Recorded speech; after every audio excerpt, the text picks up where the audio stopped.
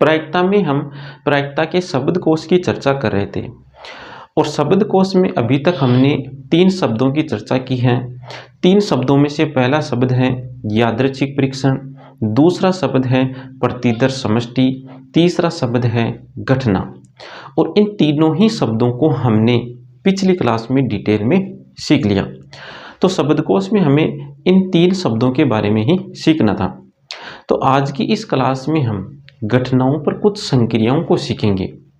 कौन कौन सी संक्रियाओं को सीखेंगे? तो हम यहाँ पर सम्मिलन संक्रिया, सर्वनिष्ठ संक्रिया और अंतर संक्रिया, इन 3 संक्रियाओं की बात करेंगे आज की इस क्लास में। तो एक एक करके इन संक्रियाओं को अब हम सीखना प्रारंभ करते हैं। पहली संक्रिया है सम्मिलन संक्रिया। तो सबसे पहले हम बात करेंगे सम्मिलन संक्रिया की। देखो, हमें ये भी पता होना चाहिए कि संक्रिया किसे कहते हैं। तो यहाँ पर हम संक्रिया का अध्ययन किस पर कर रहे हैं? तो यहाँ पर हम संक्रिया का अध्ययन कर रहे हैं घटनाओं पर।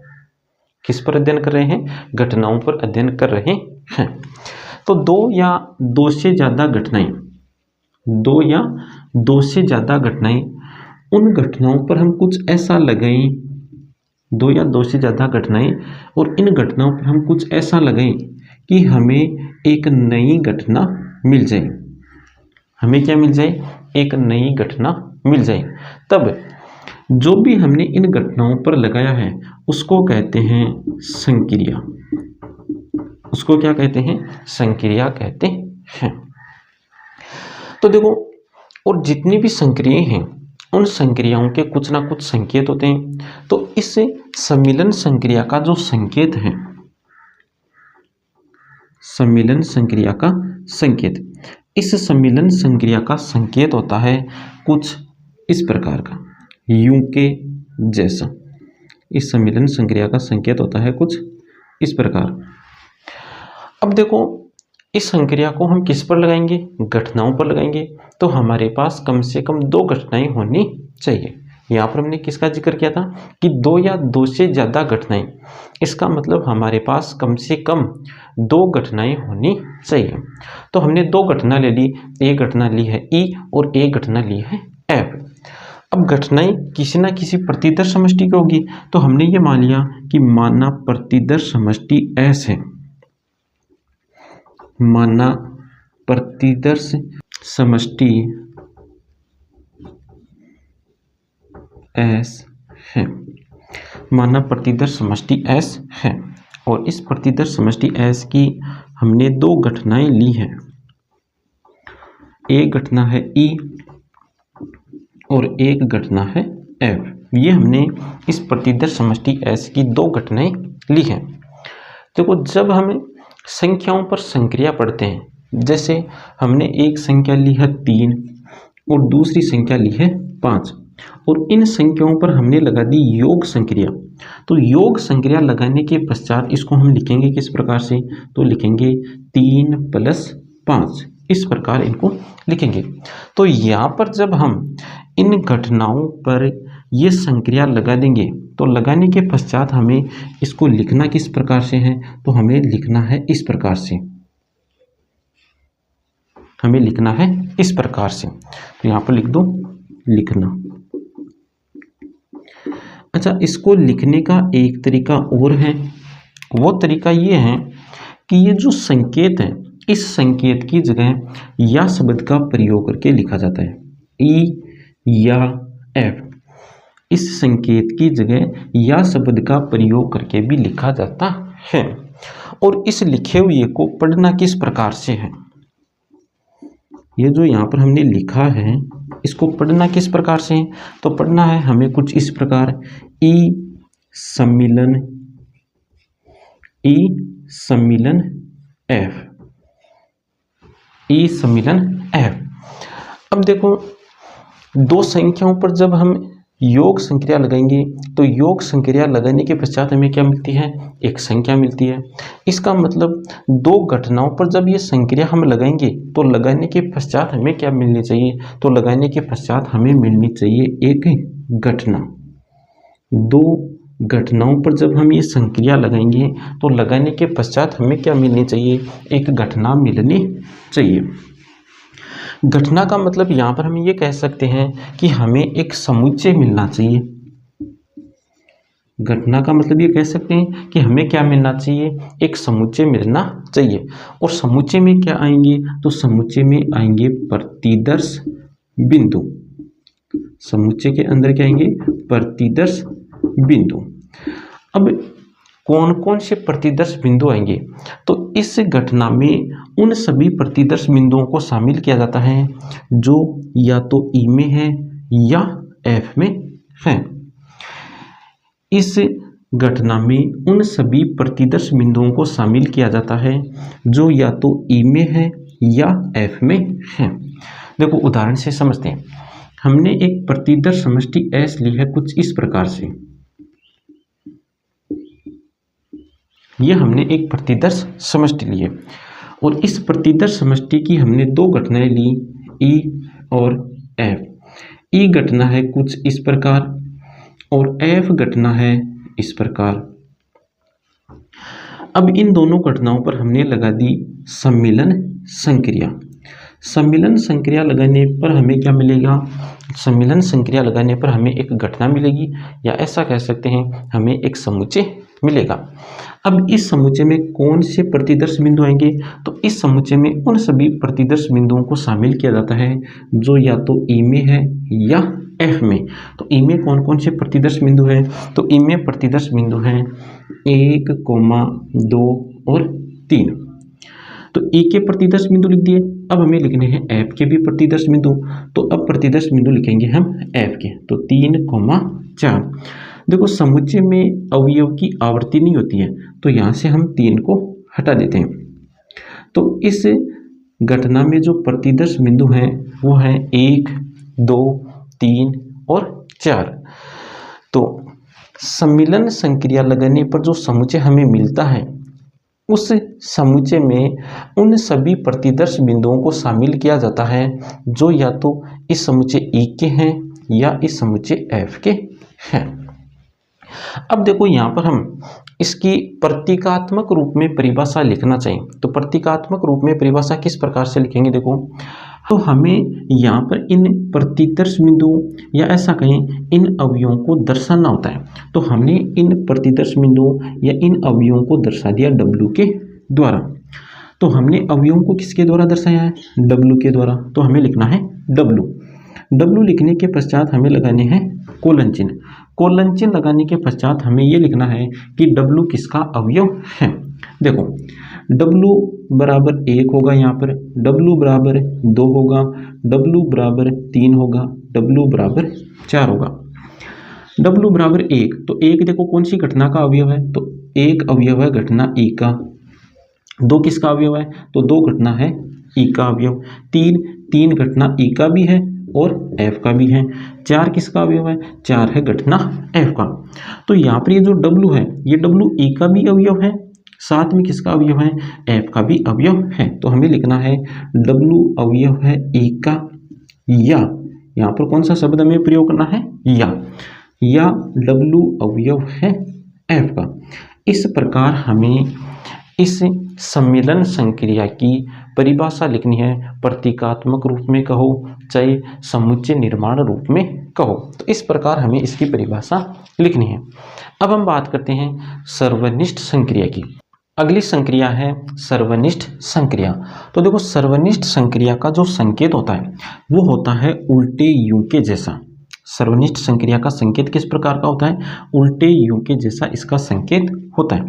देखो जब हम इन घटनाओं पर ये सर्वनिष्ठ संक्रिया लगाएंगे तो लगाने के पश्चात हमें लिखना किस प्रकार से, तो हमें लिखना है इस प्रकार। इस प्रकार दोनों संक्रियाओं के बीच में संकेत का प्रयोग करके हमें लिखना है।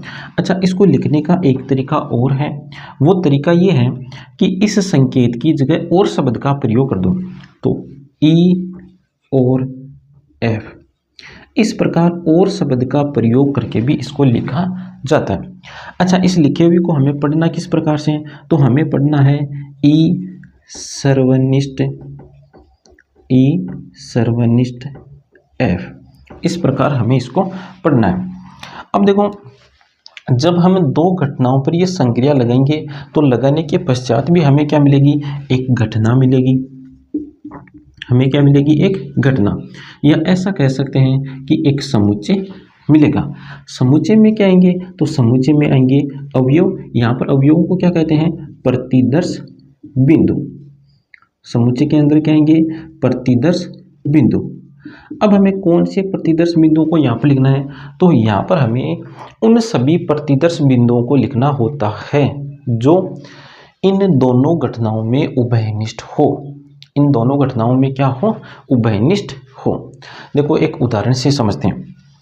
हमने कोई ये प्रतिदर्श समष्टि ली है और इस प्रतिदर्श समष्टि में प्रतिदर्श बिंदु है ए बी सी डी, और इस प्रतिदर्श समष्टि की दो घटनाएं हैं। एक घटना ए में प्रतिदर्श बिंदु है ए बी सी, और घटना एफ में प्रतिदर्श बिंदु है बी सी डी। अब हमने इन दोनों घटनाओं पर संक्रिया लगाई है सर्वनिष्ठ संक्रिया। सर्वनिष्ठ संक्रिया लगाने पर जो घटना हमें मिलेगी या जो समुच्चय हमें मिलेगा, उस समुच्चय में हमें उन सभी प्रतिदर्श बिंदुओं को लिखना होता है जो इन दोनों घटनाओं में उभयनिष्ठ हो। तो इन दोनों घटनाओं में देखो उभयनिष्ठ प्रतिदर्श बिंदु कौन से हैं, तो उभयनिष्ठ प्रतिदर्श बिंदु हैं बी और सी। तो यहाँ पर हम लिखेंगे बी और सी। यदि हम इस सर्वनिष्ठ संक्रिया की प्रतीकात्मक रूप में परिभाषा लिखना चाहें तो देखो प्रतीकात्मक रूप में परिभाषा क्या होगी, तो हमें इन अवयवों को दर्शाना होता है। तो इन अवयवों को हमने दर्शा दिया W के द्वारा, अर्थात W का एक मान B होगा और W का एक मान क्या होगा, C होगा।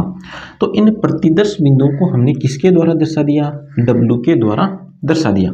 तो यहाँ पर हमें लिखना है W, इसके पश्चात हमें लगाना है कोलन चिन्ह। कोलन चिन्ह लगाने के पश्चात हमें लिखना है W के बारे में। तो देखो W के बारे में हम क्या लिख सकते हैं, देखो W बराबर है B अवयव है E का, साथ में F का भी अवयव है, C अवयव है E का और साथ में F का भी अवयव है।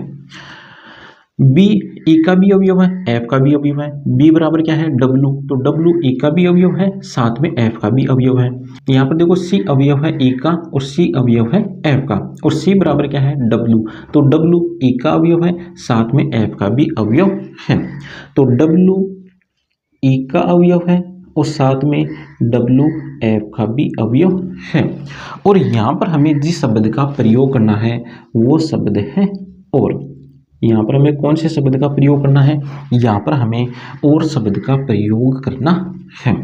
तो ये हुई सर्वनिष्ठ संक्रिया। अगली संक्रिया है अंतर संक्रिया।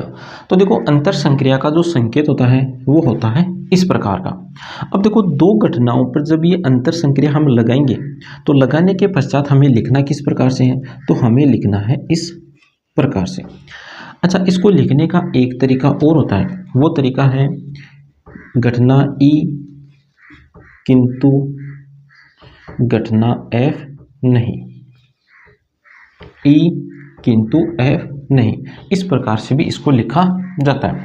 अच्छा, इस लिखे हुए को हमें पढ़ना किस प्रकार से है, तो हमें पढ़ना है E अंतर F, इस प्रकार से हमें इसको पढ़ना है। अब देखो दो घटनाओं पर जब हम संक्रिया लगाएंगे तो हमें क्या मिलेगी, एक घटना मिलेगी, या ऐसा कहें कि हमें एक समुच्चय मिलेगा और इस समुच्चय में क्या आते हैं, प्रतिदर्श बिंदु आते हैं। तो यहाँ पर हमें कौन से प्रतिदर्श बिंदुओं को लिखना है, तो पहले हम एक उदाहरण के द्वारा समझते हैं। देखो हमने एक प्रतिदर्श समष्टि ली है S में अवयव हैं A B C D, और इस प्रतिदर्श समष्टि S की कोई दो घटनाएं हैं, एक घटना है E और एक घटना है F। घटना E में प्रतिदर्श बिंदु है A B C और घटना F में प्रतिदर्श बिंदु है B C D। अब हम क्या ज्ञात करें हैं, E अंतर F, E अंतर F। तो E अंतर F जो समुच्चय होगा, या ऐसा कहें कि E अंतर F जो घटना होगी, इस घटना में उन सभी शेष प्रतिदर्श बिंदुओं को शामिल किया जाता है। अब कौन से शेष प्रतिदर्श बिंदु, तो E के जो प्रतिदर्श बिंदु हैं, E के जो प्रतिदर्श बिंदु हैं, इन प्रतिदर्श बिंदुओं में से F के प्रतिदर्श बिंदुओं को हटाने के पश्चात शेष जो प्रतिदर्श बिंदु मिलते हैं उन शेष सभी प्रतिदर्श बिंदुओं को यहाँ पर लिखा जाता है। देखो ई में प्रतिदर्श बिंदु हैं ए बी सी, ये है ई के प्रतिदर्श बिंदु। अब इन ई के प्रतिदर्श बिंदुओं में से हमें एफ के प्रतिदर्श बिंदु हटाने, तो एफ के प्रतिदर्श बिंदु हटा दो। अब हटाने के पश्चात शेष जितने भी हमें प्रतिदर्श बिंदु मिले हैं उन प्रतिदर्श बिंदुओं को यहाँ पर हमें लिखना है। तो ये आ गया ई अंतर एफ समुच्चय, या ऐसा कहें ई अंतर एफ घटना। अब देखो ये जो अंतर संक्रिया है, इस अंतर संक्रिया की हम प्रतीकात्मक रूप में परिभाषा लिखना चाहें तो प्रतीकात्मक रूप में देखो परिभाषा हम किस प्रकार लिखेंगे। तो यहाँ पर अंतर समुच्चय में हमें जो भी अवयव मिलते हैं, या ऐसा कहें कि जो भी प्रतिदर्श बिंदु हमें मिलते हैं उनको हमें दर्शाना है, तो हमने इनको दर्शा दिया W के द्वारा। तो जिसके द्वारा हमने दर्शाया उसको यहाँ पर हमें लिखना है। उसके पश्चात यहाँ पर हमें लगाना है कोलन चिन्ह। कोलन चिन्ह लगाने के पश्चात हमें यहाँ पर इस W के बारे में लिखना है। तो यहाँ पर देखो W बराबर क्या होगा, W बराबर होगा ए।